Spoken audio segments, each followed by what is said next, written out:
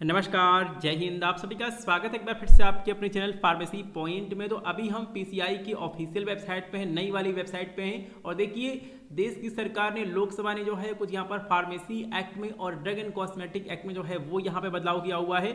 और क्या क्या बदलाव किए गए उनके बारे में हम यहाँ पर डिस्कस करेंगे। और हम ऐसे चेंजेस के बारे में डिस्कस करेंगे जो कि डायरेक्ट एक फार्मेसी स्टूडेंट या फिर एक फार्मासिस्ट को जो है वो यहाँ पे प्रभावित करने वाले हैं। ठीक है, तो चलिए जो आज की वीडियो उसको शुरू कर लेते हैं। तो जो यहाँ पर पीडीएफ उसको जो है वो मैंने यहाँ पर डाउनलोड कर रखा है। और सबसे पहले जो है वो मैं आपको यहाँ पर ऑफिशियल वेबसाइट जो है वो मैं आपको यहाँ पर दिखा देता हूँ। तो ये जो है आपकी पीसीआई की नई वेबसाइट है। ठीक है, तो यहाँ पर दिया गया है सर्कुलर और यहाँ पर दिया गया है द जन विश्वास अमेंडमेंट इन प्रोविजन एक्ट 2023। इस पे जो है वो हम यहाँ पे क्लिक कर लेते हैं।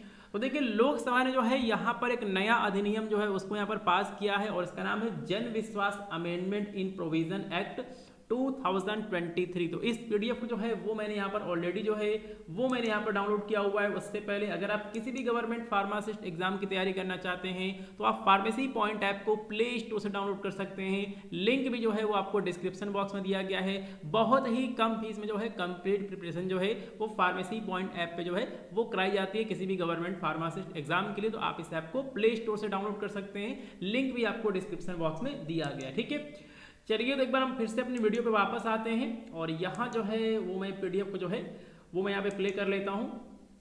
तो पीडीएफ को ऑलरेडी मैंने यहाँ पे डाउनलोड करके रखा हुआ है, आप यहाँ से इसको डाउनलोड कर सकते हैं। ये हमारे सामने पीडीएफ आ चुका है और इसका आपको हिंदी और इंग्लिश जो है आपको दोनों वर्जन आपको देखने को मिल जाएगा। और मैं बहुत ही आपको सरल भाषा में जो है वो मैं आपको यहाँ पर बताने वाला हूँ कि इसमें इस एक्ट में जो है वो यहाँ पर क्या बदलाव किया गया है। तो ये हमारा पीसीआई का जो है वो हमारा यहाँ पर आपका नोटिफिकेशन है 25 अक्टूबर 2023 का ऑल स्टेट गवर्नमेंट और ऑल स्टेट फार्मेसी काउंसिल।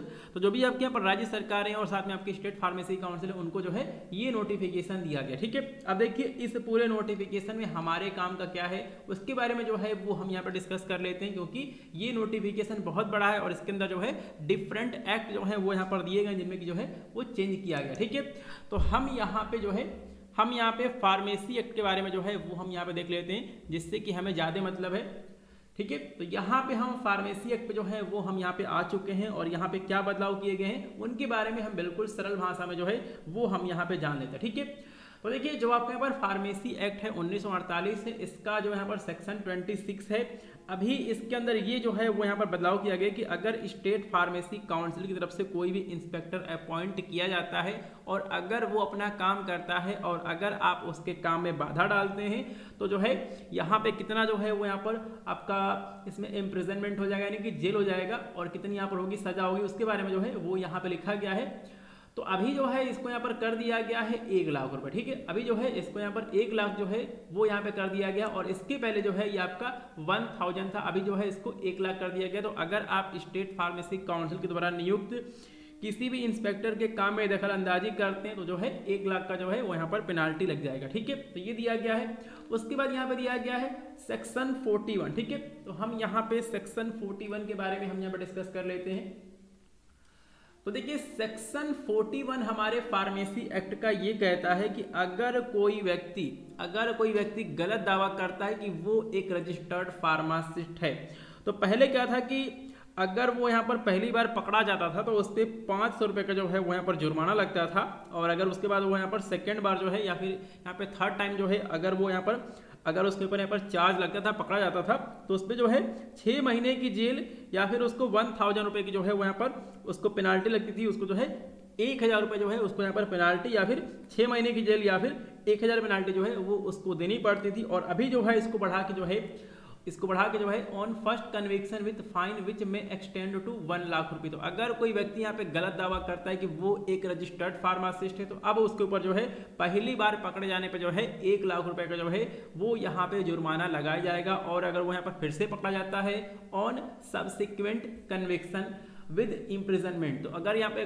वो व्यक्ति फिर से पकड़ा जाता है तो उसको जो है वो यहाँ पर 3 महीने की जेल हो सकती है या फिर उसके ऊपर फाइन लगाया जाएगा जो कि होगा 2 लाख रुपए, या फिर आपका यहाँ पर 3 महीने की जेल और यहाँ पे 2 लाख का जो है वो यहाँ पर फाइन लगाया जा सकता है। ठीक है, तो ये यहाँ पर बड़ा बदलाव जो है वो यहाँ पर किया गया कि अगर कोई व्यक्ति खुद को यहाँ पर एक रजिस्टर्ड फार्मासिस्ट बताता जबकि वो यहाँ पे एक फार्मासिस्ट नहीं है तो ये जो है वो यहाँ पर सजा जो है इसको बहुत ज़्यादा जो है वो यहाँ पर बढ़ा दिया गया। ठीक है, चलिए इसके बाद यहाँ पर एक और जो है वो यहाँ पर चेंज किया गया है, वो है आपका सेक्शन 22 और सॉरी सेक्शन 42। तो जो आपका सेक्शन 42 है वो आपको यहाँ पर ये कहता है कि अगर कोई रजिस्टर्ड फार्मासिस्ट के बिना, अगर कोई व्यक्ति जो कि यहाँ पर रजिस्टर्ड फार्मासिस्ट नहीं है, अगर वो यहाँ पर मेडिसिन की डिस्पेंसिंग करता है, मतलब अगर एक अनऑथराइज पर्सन जो कि यहाँ पर एक आपका रजिस्टर्ड फार्मासिस्ट नहीं है, अगर वो यहाँ पर मेडिसिन की डिस्पेंसिंग करता है, तो पहले जो है इस केस में 6 महीने की जो है वो यहाँ पर जेल होती थी और जो आपका यहाँ पर फाइन था वो था केवल 1000 रुपये।